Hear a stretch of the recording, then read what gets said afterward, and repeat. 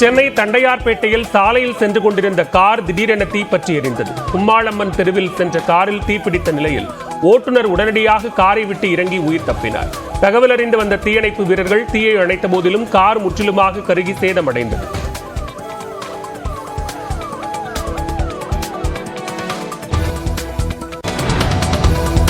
உதகையில் காவல்துறை சார்பில் போதைப்பொருள் தடுப்பு தொடர்பான விழிப்புணர்வு நடன நிகழ்ச்சி நடைபெற்றது. ஏடிசி பேருந்து நிலைய பகுதிகளில் உனக்கும் எனக்கும் வேண்டாம் போதை என்ற தலைப்பில் மருத்துவக் கல்லூரி மாணவ மாணவிகள் நடனமாடி விழிப்புணர்வு ஏற்படுத்தினர்.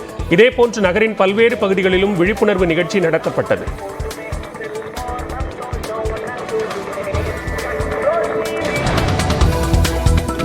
திண்டுக்கல் மாவட்டம் பழனி பேருந்து நிலையத்தில் அரசு பேருந்து நடத்துனருடன் ஏற்பட்ட கைகலப்பில் கேரள பயணிக்கு லேசான காயம் ஏற்பட்டது. கொல்லம் பகுதியைச் சேர்ந்த கைலாஷ் குடும்பத்துடன் பழனிமலை முருகன் கோவிலில் சாமி தரிசனம் செய்துவிட்டு கொடைக்கானல் செல்ல பேருந்து நிலையத்திற்கு வந்தார். அங்கு கொடைக்கானல் பேருந்தில் ஏறி முன்பகுதியில் அமர்ந்த கைலாஷ் குடும்பத்தினரை நடத்துனர் பின்பகுதிக்கு செல்லும்படி கூறியுள்ளார். இதனால் பிரச்சனை ஏற்பட்ட நிலையில் கைகலப்பு ஏற்பட்டது. இதனையடுத்து காவல்துறையில் கைலாஷ் குடும்பத்தினர் புகார் அளித்தனர்.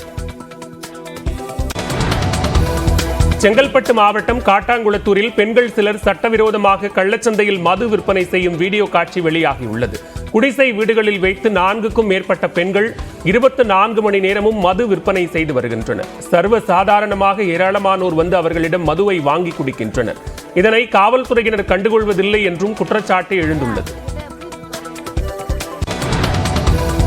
திண்டுக்கல் மாநகர சாலைகளில் போக்குவரத்துக்கு இடையூறாக சுற்றித் திரியும் மாடுகளை பிடிக்க நடவடிக்கை எடுக்க வேண்டும் என்று பொதுமக்கள் கோரிக்கை விடுக்கின்றனர். திண்டுக்கல் ரவுண்ட் ரோடு பகுதியில் ஏராளமான மாடுகள் சாலையின் நடுவே வழியை மறித்தபடி படுத்து கிடக்கின்றன. இதனால் இந்த வழியாக செல்லும் மக்கள் அச்சத்துடன் செல்வதுடன் வாகன ஓட்டிகளும் விபத்தில் சிக்கும் நிலை இருக்கிறது. இதனையடுத்து இதுபோன்ற மாடுகளை கேட்பாரற்ற நிலையில் விடும் உரிமையாளர்கள் மீது நடவடிக்கை எடுக்க வேண்டும் என்று மக்கள் கோரிக்கை விடுக்கின்றனர். இளநிலை நீட் நுழைவுத் தேர்வு முறைகேடுகள் தொடர்பாக சிபிஐ வழக்கு பதிவு செய்துள்ளது. கடந்த மே மாதம் நடைபெற்ற இளநிலை மருத்துவ படிப்புகளுக்கான நீட் நுழைவுத் தேர்வில் வினாத்தாள் கசிவு, கருணை மதிப்பெண் வழங்கியது என பல்வேறு முறைகேடுகள் நடைபெற்றதாக புகார் எழுந்தது.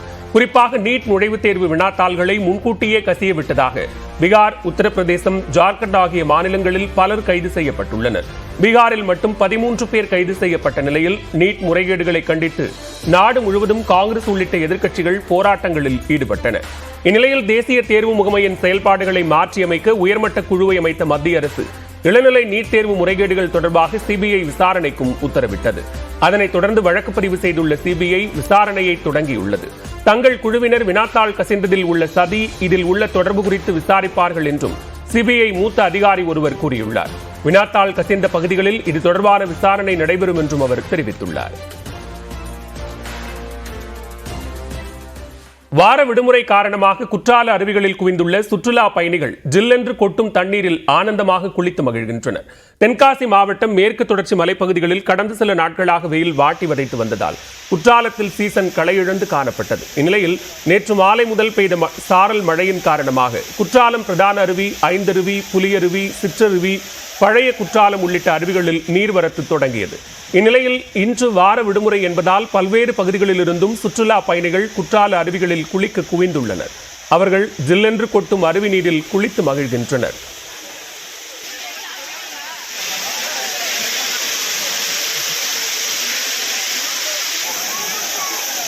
கிளைமேட்லாம் நல்லா இருக்கு. இங்க கூட்டம் நிறைய வந்திருக்கு. சண்டேனவே ஜாலியா இருக்கு. நல்லா தண்ணி நிறைய ஃபாஸ்டா இருக்குனால நல்லா ஜாலியா இருக்கு. நல்லா என்ஜாய் பண்ணிட்டு தான் போறோம்.